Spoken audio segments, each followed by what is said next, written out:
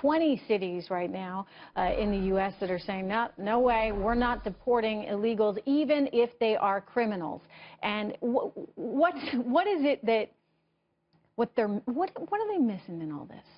Well, first of all, there's 300 jurisdictions that are sanctuary jurisdictions, and the Obama administration has chastely looked the other way. This is the very embodiment of states' rights intransigence. If this were back in the 60s with states saying we refuse to honor the federal government when it comes to dismantling desegregation, people would be marching in the streets. This is an interesting form of hypocrisy then, really. And frankly, I would say a kind of anarchy.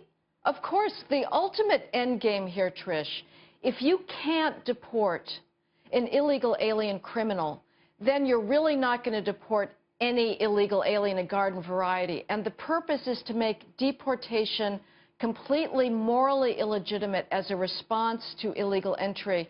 And if you can't deport somebody who's entered illegally, then you have no more borders, because deportation is, frankly, the only response to illegal entry that actually makes sense. If you're Donald Trump, you say, okay, fine, you're not going to play by our rules. Guess what? You're not going to get any federal funding.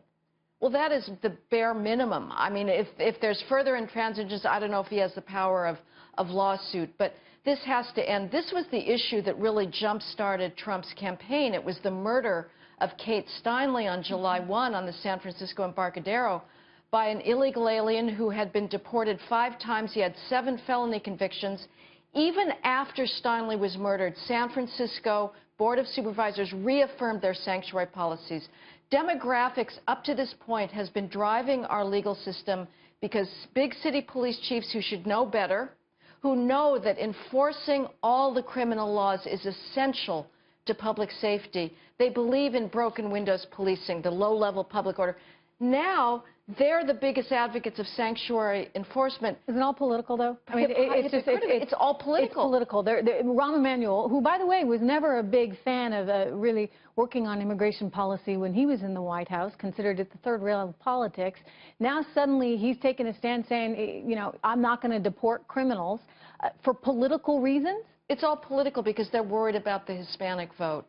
But we need somebody to say, law and order matters more than political self-interest. I mean, someone has committed a crime. They're here illegally. I'm sorry, you should be out. I mean, this is something that, in some ways, Heather, it shocks me that this is even up for debate, and the hypocrisy in it is extraordinary. You've been all over this story. We'll continue touching base with you. Thank you so much, Heather MacDonald.